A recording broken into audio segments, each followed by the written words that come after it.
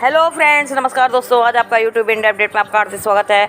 आज हम आपको जानकारी देने जा रहे हैं निफ्टी के विषय में। निफ्टी से हमें पता चलता है कि जिन कंपनियों के शेयर लेटेस्ट है वो कंपनी किस तरह काम कर रही है।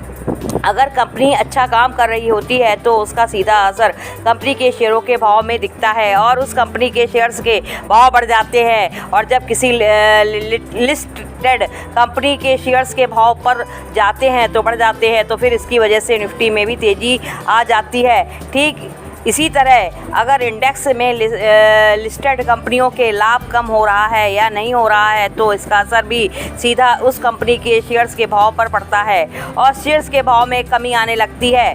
और जब शेयर्स के भाव में कमी आती है तो निफ्टी में गिरावट देखी जा सकती है। अब आप सोच रहे होंगे कि निफ्टी और अर्थव्यवस्था का क्या संबंध होता है, तो हम आपको बताना चाहेंगे कि निफ्टी और देश की अर्थव्यवस्था का गहरा संबंध है। जैसे निफ्टी का ऊपर जाना हमें बताता है कि कोई कंपनी अच्छा लाभ कमा रही है और मुनाफा कर रही है, वैसे ही जब कंपनी अच्छा काम करके अच्छा पैसा कमा रही होती है तो इसके पीछे देश की अर्थव्यवस्था भी अच्छा काम कर रही होती है, क्योंकि जितना ज़्यादा भारतीय कंपनियां कैपिटल गेन करेंगी उतना ही ज़्यादा टैक्स आदि भारत की अर्थव्यवस्था में जोड़ा जाएगा, जो कि भारत की अर्थव्यवस्था को कहीं ना कहीं मजबूत अवश्य बनाएगा।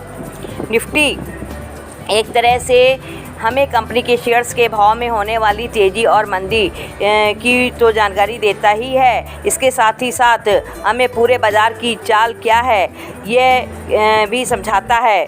अगर कोई बाज़ार की चाल को समझना चाहता है तो उसे निफ्टी को समझना चाहिए।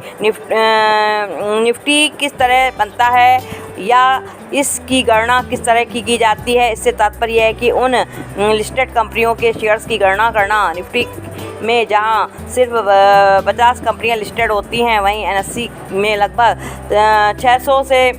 6000 से आसपास कंपनीज लिस्टेड होती हैं। अब उन कंपनियों को 6000 कंपनियों में से 50 सबसे बड़ी कंपनियों को निफ्टी में रखा जाता है, जिससे बाज़ार की चाल के अनुमान लगाया जा सके।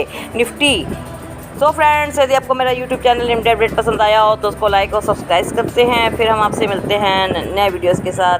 जय हिंद, जय भारत।